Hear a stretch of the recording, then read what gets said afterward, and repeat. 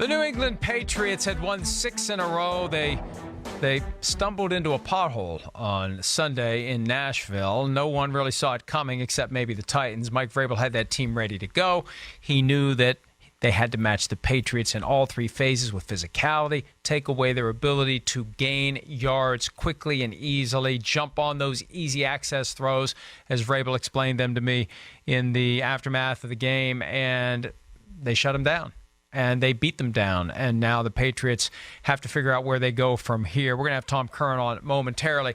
Needs to tighten the string between the tin cans. We need to get a little better connection before Tom Curran. We also have an informal pool going as to which inappropriate word he's going to say today. I'm going to text him stats, my pick, and then split the money with him when he says it. Don't give him ideas. He doesn't need the help. No, he doesn't. He's usually good for at least one. And the Patriots are good for one of those kinds of games, mid to late season. Last year it was a Monday nighter against the Dolphins where Miami surprised them. So they know how to shrug it off. They know how to get past it, and they'll be fine. I think they probably wish that they were playing this weekend because you get back on the horse, you get that win, and you feel like balance has been restored to the Patriot organization. So they have to wait a little bit longer, but chances are when they get the Jets coming out of the bye, and the Jets are on a bye also, that is going to be the moment where the Patriots feel good about themselves going down the stretch. Still working to get Tom Curran on an acceptable connection. I'm starting to suspect foul play. He can't say anything appropriate if he can't say anything. I have a question. Learn from experience. Yes, Stats. So you've talked a lot about how the AFC East has been historically weak during this Patriots run of dominance. How much does it help them that they never have to feel the pressure after a loss like this of anyone in the division ever catching them? Well, look, it is so many different ways that having no real competitor in your division helps you. We talked last week about how when you're getting ready to play a great team the next week, you can spend some of your time when you're getting ready for Buffalo looking ahead to the Packers game.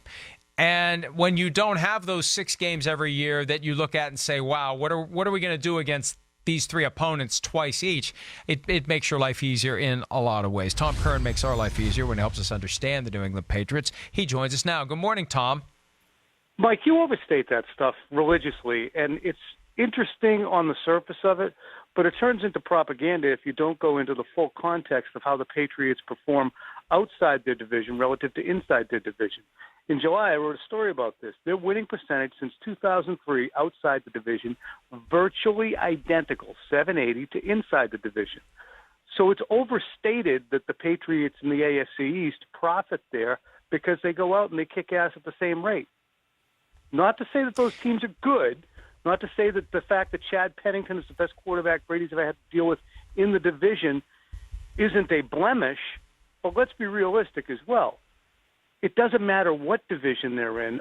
Since 2003, if they were in the AFC North, NFC West, AFC West, it would look probably fairly similar.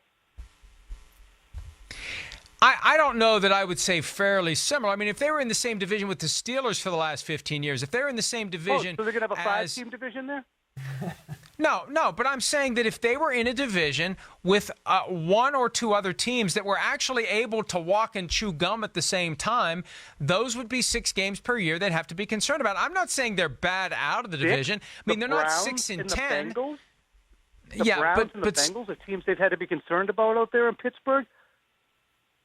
But look, the Steelers have had the Ravens that they've had to deal with, and the Bengals. The Steelers have 2 other teams in their division that are a threat every year. The Patriots have no threat. They have no threat. How have the Steelers fared against the Patriots since 2003? They regularly get their ass kicked up between their ears. So if the Steelers were in the same division as the Patriots, then most likely Mike Tomlin would have been ushered out the door because he couldn't win the division. But that's what you're suggesting then that you put you're saying the Patriots, if you would put them in any other division, they'd be the same team they've been for the last 18 years. Oh, we got to get to one of these distilling and that's what you're saying. I'm not. You're accusing me of spreading No. propaganda. Saying, you're suggesting Mike, that they would dominate any division in the NFL. What I said was very clear. So don't do this. So what you're saying is, because when people do that, they understand they're going to try and contort something. And it's very habitual these days where Don't people accuse me of that. oversimplify. So no. Hey, Tom, turn your radio down. Turn your radio down. Change the station. That's not what. You remember that one? Now that you got me warmed up, why didn't anybody ask Belichick about Dion Lewis yesterday? Oh, yeah, I know. We really missed the boat on that because he would have said, you know what, Dion, I'll tell you something But you still have to Dion ask Lewis. him. Mike, I swear, they put out the press conference information. The media relations folks do. I'll send you the number, and you can get on these conference calls since you're so good. All 32 teams, you can jump in, and you can, because you're such a great ombudsman, you can jump in. Tom, when they were doing the NFL media conference calls last year, 3 a week, I was always asking a pain-in-the-ass question. So don't lump me in with the people who are going to tiptoe on eggshells because they're afraid of making the great and powerful Bill Belichick upset, because that's not how I play it, and you know that. Well, I think that you understand, too, that what ends up happening, the dance you have to dance is, if you're a beat writer on that conference call, and I didn't happen to be on the conference call yesterday, because it doesn't yield great things, and I'm working on things that hopefully people will be more fascinated by than we didn't coach well, we didn't play well. So as a result, what you have to do is walk that tightrope between asking some questions that will engage them while also trying to get information. And at some point, if you ask, Bill, Dion Lewis said you guys are cheap, and that's why you got your ass kicked, you know that's basically going to end the conversation. Now, even if it does, you got a story in and of itself.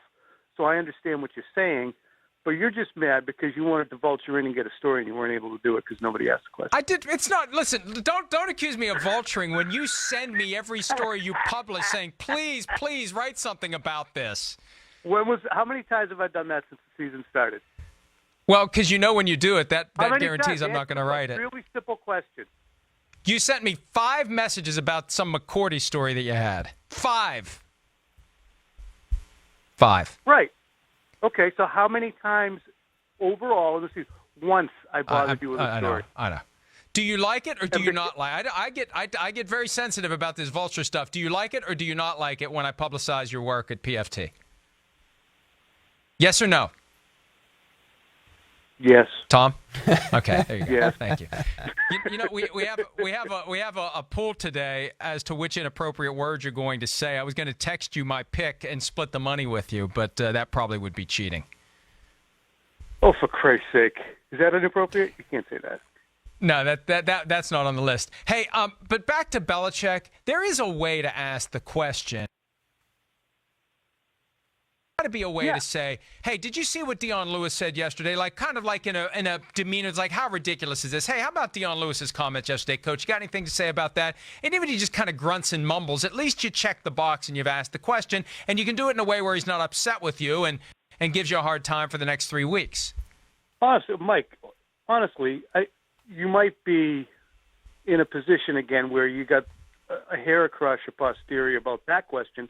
But over the course of time, I think we do a pretty good job of asking the guy the questions that absolutely, positively have to be asked. If it's a swing and a miss on a conference call after an ass beating in Tennessee on Dion Lewis's comment, so be it. But it's a cantankerous guy who keeps track of who asks the questions that are irritating. And I think what's ended up happening, by and large, too, unfortunately, for younger people coming up in the business, I could ask those questions from 97 to 2012, 2013, and not have to feel like, okay, this could turn into a clip that's passed around for the next 36 hours. And I still don't mind if that happens, but you have to understand that if you're a younger person in the business, you're going to sit there and say, do I want to get dunked on by Belichick here and end up being lampooned in my local market by people who say, I'm a dink. For trying but if you don't ask a stupid question, if you ask, it's one thing to ask Mike, a really dumb question. Whatever point you're making is going to be a good one. Dumb questions, obvious questions, oftentimes have to be asked because they yield the best answers. Mike Giardi, after the Kansas City game in 2014, he and I agreed. I was going to ask, was Brady benched for performance or to get him out of the game? And Belichick kind of answered that. And then Mike Giardi, who's now at the NFL Network, said, I'll take the second one, which was, will you evaluate the quarterback position? Because during that game, there was an avalanche of concern and speculation that this was it for Brady, and you had to move on from him. So Mike asked the question, and to this day, people still say, "Oh, you're the one that asked that question." It needed to be asked. It was asked. Belichick rolled his eyes, and we have a meme forever that Mike sometimes says, "You know what? I was just doing my job there." But you don't want to be that guy. Do you understand what I'm saying there? But you have to ask that I think question. I personally, Tom, I personally think you shouldn't care whether you're that guy. That's my own belief. Maybe I'm wrong, but you shouldn't care because it's the life you've chosen. From time to time, you're going to be that guy, and that just goes with the territory. And I've been that guy before. You've been that guy before. Everybody's going to wrap their brains around it, and we'll be that guy or that girl at some point where they're asking the question, hopefully. But it's the tenor is different here. You know that. Come on up. Well, it ain't far from West Virginia. I think the one consolation for all of us is, well, I'm not going to say it. It relates to who we cover. There are others we could be covering right now that would be far more problematic and a far more tenuous minefield than what you're dealing with Bill Belichick. That's all I'm saying about it. I'm not saying anything more. Okay. You know what I'm talking about? No. I'm trying to get you to. Hi, I'm Mike Tirico, and thanks for watching. Make sure to hit subscribe for the latest news and highlights from NBC Sports.